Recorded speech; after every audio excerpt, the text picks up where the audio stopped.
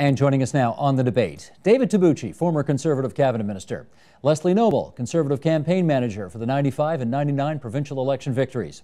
Marshall Jarvis, former president of the Ontario English Catholic Teachers Association. And Christina Blizzard, Queen's Park columnist with Sun Media and the author of Right Turn, How the Tories Took Ontario. I should say welcome to you two. And happy anniversary to you two, because I think 15 years ago tonight, you were probably whooping it up pretty good. Were you in North Bay 15 years ago? North Bay. You were having a good time. Well, let's just remind everybody what happened 15 years ago tonight. Michael, if you would, these graphics, let's bring it up. The Conservatives went from third place in the legislature to taking back Ontario. 82 seats to 30 for the Liberals, 17 for the New Democrats. Mike Harris became the 22nd Premier of Ontario. He was, as many will remember, a former golf pro from North Bay, Ontario, ran a family lodge up there. It was the first time in 72 years that a party went from third place to first place in one election. Yes, history was made, and of course their campaign manifesto was called the Common Sense Revolution, which Dave Tsubouchi kindly gave me a copy of right here. And boy, does Mike Harris not look young there. He certainly does. Leslie, tell me this. Where did that document come from? It came from a lot of Ontarians. We had spent 5 years, you have to remember, in the wilderness. And when you spend 5 years in the wilderness, it gives you a lot of freedom to go around and talk to a lot of people. And our caucus and our candidates spent a lot of time doing that. We had numerous policy conferences. And that document is the culmination of what we heard and what we believe to be the fix for what was ailing the province. Well, here is some of what was in it. Next graphic, if we can, Michael. Common Sense Revolution offered the following platform. Mike Harris wanted to cut income taxes by 30%. He wanted to cut welfare rates by more than 20%. He wanted to create 725,000 jobs, balance the budget after 5 straight years of huge deficits, reduce the size and role of government, and consider selling the LCBO and TVO. They did the first 5, and we're still here, so I guess you didn't do the last one. You did such a good job. How could we? Christina, take us back to the time. Put us in the context of time. You have a lot of people watch this program who are either too young to remember or are new to this province and don't remember. 1995, the spring, what's going on? Well, Bob Rae's government was winding down. Bob Rae had all but disappeared. If you'll remember, Steve, there was no budget that year. The legislature was prorogued. You'll remember that it hadn't sat. We were just coming out of what was then the worst recession. It had been a double dip recession. So there had been a lot of people out of work. And Bob Rae's government was sort of thought of as being, by many people, as being somewhat experimental in a lot of the aspects of some of the policies he tried to implement. So I think people were looking for some stability. They were looking for a direction of where they were going to go. Certainly around Queen's Park, people were wondering how you could manage without a budget by late spring. So I think people really needed some kind of hope of somewhere to go and someone who was going to lead them. Now, most interestingly, David, you brought this document out a year before that election. Not at the beginning of the election campaign or midway through, as most people have done and do. Why did you do that? Well, it was a risky strategy, obviously, to put out what your beliefs are going into the election. It gives plenty of time to people to take it apart. But as Leslie said, I mean, I was part of this process. We had numerous meetings at the grassroots levels right across the province. And this was driven by people who came. And these were not die-hard Tories. These were like our neighbors showing up to these things. Because I guess when you're like in third place, far behind, no hope in heck of even forming the government, you really get anyone who comes to your table who's not, and we didn't have a lot of die-hard Tories either. And this is developed by the people. And it's unusual to have that done. So yes, it was a risky strategy, but then again, we had nothing to hide. Marshall, when you read it, what'd you think? Well, it's an interesting piece because really what we have is an ideology. And the ideology was one of less public service, less government, cut taxes, and move away. And what it really did was it undermined the very principles of the society upon which Ontario had been based. I think beyond the document itself, I think when it was actually implemented, it showed that the ideology was far more important than the practical aspects of much of what was written in it in terms of what the people of Ontario might have thought. I think what we saw was really an evolution of an American-based concept about less government, the Reagan years, moving north into Ontario. And it was a unique time because of the economic situation that we found ourselves in the province of Ontario, as well as North America as a whole. How much do you sign on to of what he just said? Well, it won't surprise you or Marshall. Not a whole lot. I think that the fact that Mike Harris was reelected in '99 proves that it wasn't out of touch with anyone in Ontario. I think that the Ontarians were clamoring for a different type of government, a different approach to government, and frankly, a modernization of government processes that had really not been tackled in decades. And I think you're seeing now some of the fruits of that. You know, some things did have to change, and Mike Harris had the stomach to do it. It wasn't always easy. It wasn't always fun. You mentioned 5 years in the wilderness. It was 5 years under Harris. It was actually 10 years in total. It was. So the Conservatives were in the wilderness for a while. David? Well, let's put this in context a little bit if we could. I mean, look back in '94, '95. People were out of work. I mean, the main concern of people in those days was that they have no job to go to, and they're desperate, and taxes kept on escalating. And part of the problem is this, and you'll know this, that in governments, unless you do something quickly, it never gets done quite often. And so the desperate times required desperate measures. You had to do these things quickly, because if you didn't, the resistance for any of these changes would not have occurred. Marshall? Well, I think that's interesting, because what we really had, and it's been alluded to already, is the fact that we had just gone through a significant recession. We had a high interest rate policy in place both federally in Canada and the United States. And as the Conservatives came into power, it was really quite interesting, because the recession was ending, the economies were expanding, and this isn't mine. This is, I reviewed the economy, the Bank of Canada, the US Fed reserve policies, etc. over the last few days. The reality is they caught the right time. In terms of what the policies, how the policies were implemented, I mean, one of the first things you did was come in and cut 700 nurses' jobs, alluded to them as hula hoops, referred to them as hula hoops, and then had to bring them back 3 years later, and that was the premier that was quoted as saying it's similar to hula hoops, they're out of style. Let me get Christine on that, because there was certainly the mantra at the time was, you know, we promised this, we did this. Mike Harris, whether you like him or don't, he keeps his promises. But there were some missteps along the way, were there not? Oh, absolutely. And I think, was it done in an unnecessarily brutal fashion? Yes, I think perhaps Mike Harris might have said and done things that were perhaps not polite. But let's not also forget that under Bob Rae, the provincial debt had doubled in 5 short years. I think it had gone to, and we'll laugh when we say this, I think it had gone from 40 billion to 80 billion. We all know what it's at now, but we had double-digit deficits and this accumulated debt that was becoming quite staggering. When the Tories took over, there hadn't been a budget, as I said earlier. They had to come in, and I think within 6 weeks, Ernie Eves, the finance minister, produced a budget which they had to cut. They simply had to cut a lot of stuff out of the budget unless you were going to continue racking up these massive deficits. We've all seen what's happened in Greece now, and Paul Martin is going around talking about how he saved Canada. So. Leslie. Well, funny you should mention Greece. I mean, you take a look at what's happening in Europe now. We did the tough stuff 15 years ago. They didn't. And predictably, the public sector unions are doing what you would expect them to do, fighting against change, as is, I suppose, their job, but change has to come. It's inevitable. And when Mike Harris was elected, you know, we had almost a $12 billion deficit, unheard of in staid, and conservative not $12 billion Ontario. On a $100 billion budget. No, $12 billion on a $43 $43 billion budget. Unemployment at 11%. I mean, it was okay, but David, having said that, let me try this with you, though.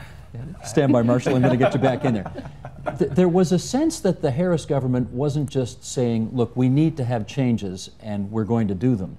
There was a sense at the time, I think it's fair to say, that you love to pick enemies, that you love to say, you know, not only are we going to do what we need to do, but we're going to demonize you in the process. Teachers felt that way. Others, nurses felt that way. You know, there were groups of people who felt that way. Fair to say? Well, you can say that, but on the other hand, I don't think there's any strategy devised to actually do this. I mean, the fact of the matter is, any type of change, whether you're trying to do some cost cut, look, it's not rocket science to figure out how to balance a budget. You either raise taxes or you cut costs. And those are your you weren't two gonna raise choices. taxes. No, we had a commitment not to do that. And one more, I just want to tag on to what Christine said. If you remember at the time, the debt, we were paying $1 million an hour to service the interest on the debt 24 hours a day, 7 days a week, 365 days a year. And Marshall, your point was in terms of we tagged along in the economy and the time was just right and the United States was doing better. And I've heard that a million times, except how do you explain how Ontario was the leading jurisdiction in North America? We did better than everybody else. Yes, the economy was that way, and yes, we did have the ability to tag on the United States, but we did better than everyone else. And we look at the start of that, creating what, 725,000 net new jobs. Was there a sense, Marshall, after 5 years of Liberal government and then 5 more years of NDP government, that the unions just may have been a bit too big for their britches and they needed cutting down to size, and this was the guy, frankly, to do that? Well, I think if you go back and you take a look at the history of most of the groups that were involved in certain activities opposing the Conservative agenda, you'll find that they were very politically inactive. The teachers of Ontario had not been tremendously active. The nurses certainly hadn't been. They were reacting to the fact that we were slicing in a very different way. Geez, that's not how I remember it. I mean, the teachers brought down. I remember it either. The teachers brought down David Peterson. There was one group of teachers that were politically active. That was it in the province. That was our colleagues in the Secondary School Teacher Federation. Yes, but I'd like to go back to a point that was raised earlier. If you take a look at deficits, and deficits seem to be the mantra of the day, you had a government that came in that slashed their revenue stream and maintained deficits and built up the long-term deficit by some $20 billion, since we're talking about long-term debt as well, because of the tax cuts. They did balance it eventually, though. They did. It took them a number of years, and they thought they had it balanced, and it turned out that they didn't when they left office. That's exactly true. If you go back and you review, balancing the budget is not rocket science. You've got a budget at the start of the year, you have in-year spending which you don't anticipate. In our particular case, it was the blackout, it was SARS. And then your job as a government is to find those offsets, midway point.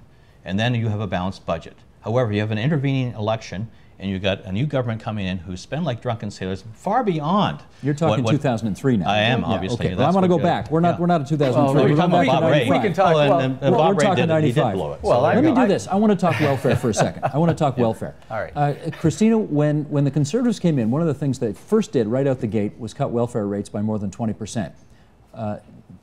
Remind us what the reaction was like. It was, there was not a flower on the lawn of Queen's Park that was left untrampled, as I recall. But that goes back to Bob Ray's first budget, where he had sort of raised welfare rates far higher than any other. Well, Peterson did it first. Yeah. So I mean, we were at this point we were completely out of balance. So I think a lot of people sort of looked and started to wonder whether it would be. As unemployment rose, I can remember writing a column about how Ontario had a higher per capita rate of unemployment than Newfoundland, and this was before Newfoundland became sort of resource rich. So it was, on the one hand, you had people worrying that if you raise welfare rates too high, people will choose that as a way of life. And on the other hand, you have the poverty groups who were very angry and upset with the Harris government for cutting it 20% when it had just been raised too high than anywhere else. My recollection was you wanted to cut it by 20% because that would still leave it above the national average. Substantially above, yeah. Having said that, there were also those who said you used it as a wedge issue to kind of, again, demonize a part of the population. I think, let me just tackle that premise square on, Steve. When you set about to make big change, you make enemies. It's inevitable. And having been a part of the writing of this document, I can tell you that there was no strategy to demonize anyone. Our strategy was to produce a document that could actually appeal to the broad array of Ontarians based on what we'd heard from them. At the same time, cure what was ailing Ontario, to actually improve the economy. We went about doing that. One of the things that was a problem is that there were over 1 million people on welfare in Ontario, the economic heartland of the country. And the rolls went up as the economy The rolls improved. went up. The rolls came off. As the economy improved under Mike Harris, almost 400,000 people left the welfare rolls for a job. Do you know for a fact they went to a job? The unemployment rate was out. almost cut in half.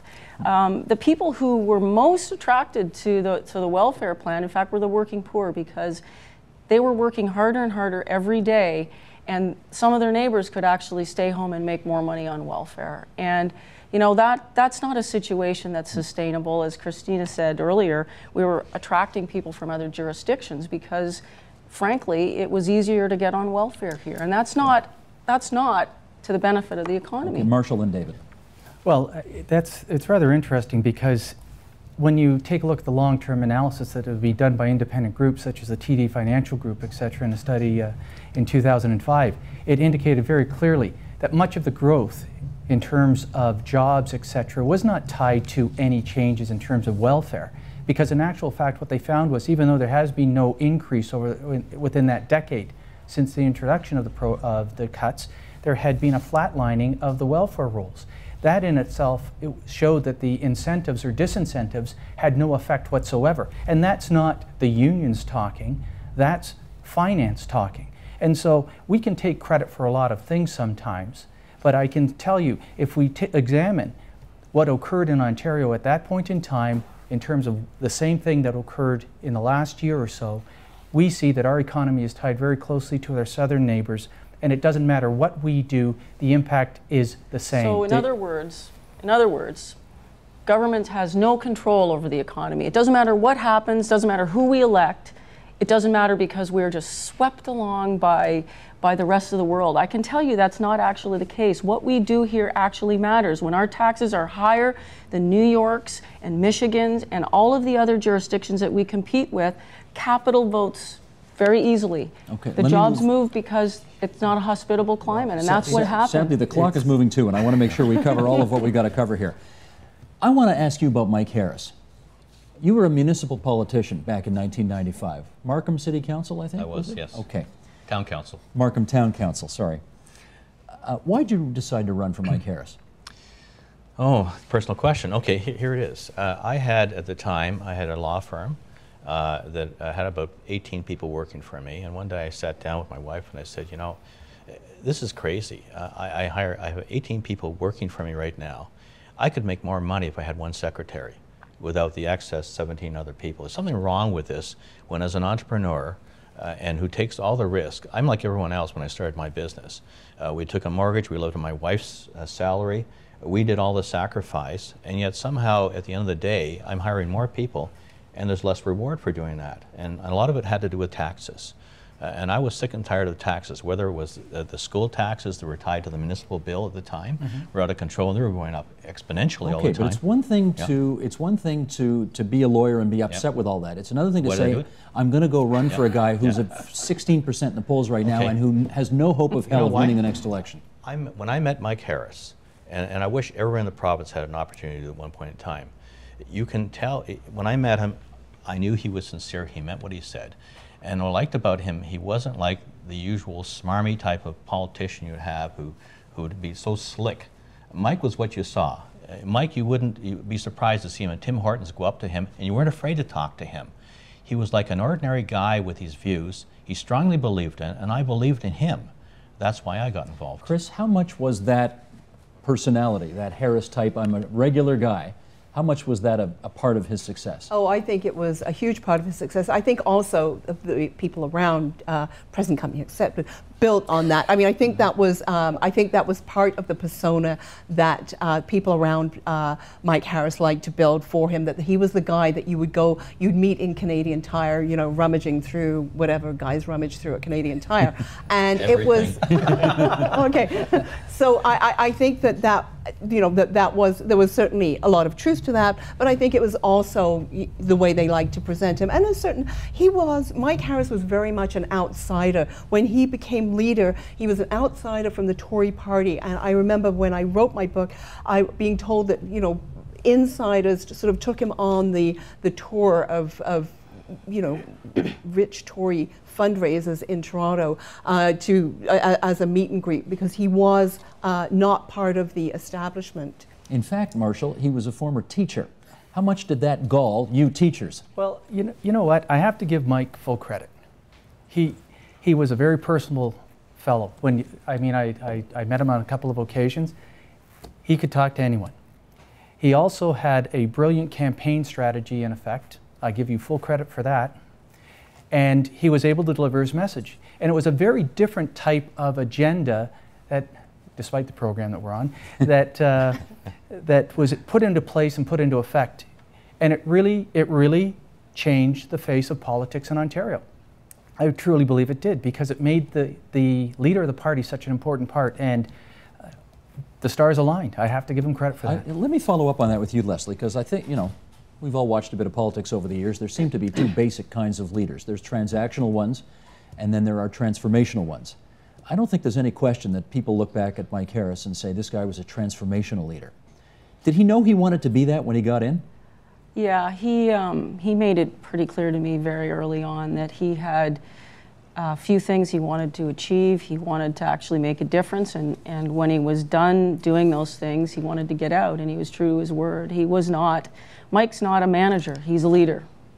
And sometimes you need leaders, and sometimes you need managers, and Ontario was desperate for leadership at that stage. Did you, David, take it as a kind of a point of pride when you would look out your office window and see tens of thousands of people in the streets demonstrating against what you were trying to do? Actually, I'll tell you a story quickly.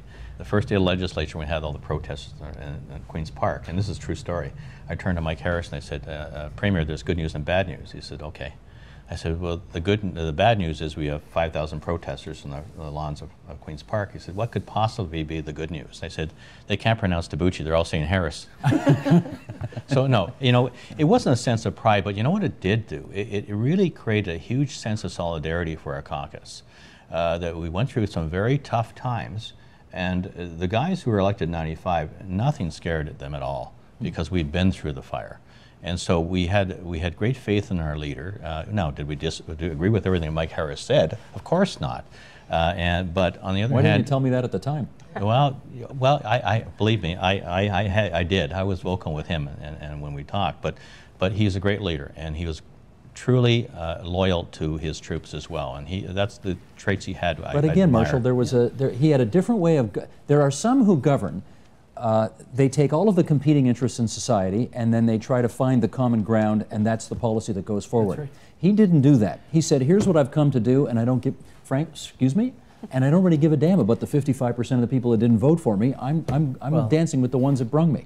That's interesting, because if you open up the Common Sense Revolution, one of the key aspects of it was he was going to protect healthcare, he's going to protect education, and he's going to protect the police. He certainly did protect and expand the police. He cut healthcare. No, he didn't. He cut healthcare. He cut education. He did not cut education either. And he certainly did cut education, and I think the numbers will show that. I think in terms of overall spending for programs, this government showed in its first term, and it wasn't until we got near elections or post-elections that we started to, the 99 election, that we started to see some movement back into the economy of some monies in order to bolster some of the services. The budget numbers speak for themselves. Go ahead. Leslie, budget numbers speak for themselves. Which means what? Well, and all you have to look at it. I got a number for you. Okay, so of course I'm not as sharp on the numbers anymore because I'm out of politics, but I remember back in '95 it was $17.4 billion on healthcare. Expanded until the '99 was 26.5.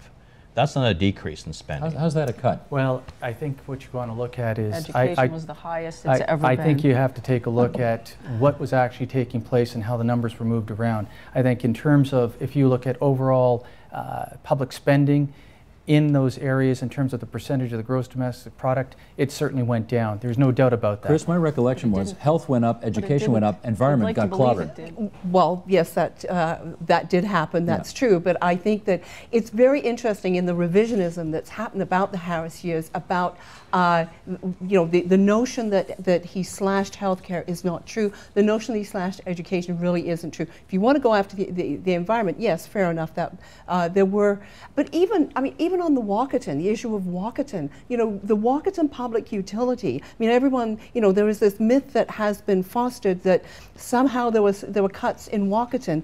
The privatization of the labs may have been one thing, but the Walkerton public utility had the same number of employees before as they had afterwards. Mike Harris did not cut there. All right, you're the former chairman of management board, so you should know this. Right. Not necessarily, but the health budget was, I do remember, $17 billion when you came in, and you said it went up to? About 26. 26. However, the economy also grew, and the population size also grew. So is it possible that that 17 going to 26 actually potentially represents fewer services to people because everything grew? Well, that's not the experience they've had. I mean, look, the fact of no the one in matter the is, healthcare system would tell you that either. No, and in fact, if you look at my own hospital, statement. I mean, my own hospital in those days, they have a deficit, and we responded by providing the difference in terms of what the hospitals do. We didn't look at them like today. Today, you look at a number of the hospitals, and you know what, we talk about, delisting things and privatizing things. We never did that. We didn't delist the physiotherapists or the chiropractors. We didn't close the small hospitals like in Fort Erie like that. And these are regional hospitals that really have a great function. We tried to find the offsets, and we tried to find ways to get the money to these hospitals. Chris. I just wanted to make the point that Paul Martin, this was all done at a time when the federal government was slashing health and social transfers to the provinces. So Paul Martin, who is now taking credit for doing that, has become sort of a hero, whereas Mike Harris, who had to actually deliver these cuts to the people in this health system, whatever, has been vilified for it. You had to cut somewhere. We got 5 minutes left here, and I want to cover this. Time flies when you're having reminiscing. Yeah. Was the common sense revolution really that revolutionary? What do you say, Marshall? Well, I think if you want to take a look at its effect upon Ontario, I think it was divisive. Was it a revolution? I think we had some ideas that were transported into Ontario, and I think the measure of any revolution was it lasting? And I don't believe it was. I think if you take a look at it, much of what was implemented has been swept away. And yes, there are some structural pieces that could not be changed, such as the transfers with regards to education funding, et cetera, and the amalgamation of municipalities. But overall, much of the underlying ideology is gone. Leslie.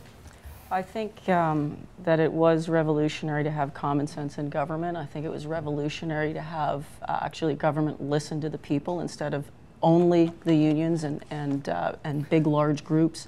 I think much of what Mike Harris did put Ontario on a very sustainable footing. It's true we do have higher taxes today, and we do have no balanced budget today, runaway deficit spending. So you're right, those things did get swept away. But we also have standardized curriculum, standardized testing that's still there, that's serving Ontario well.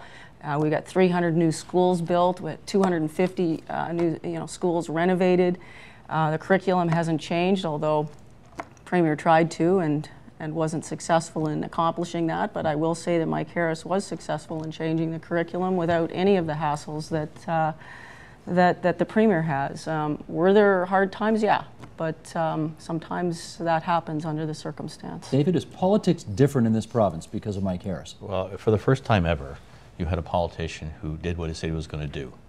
We had no platform in '99, honestly. The only thing we had going for us in '99 was people said, I may not agree with everything Mike Harris did, but he kept his word.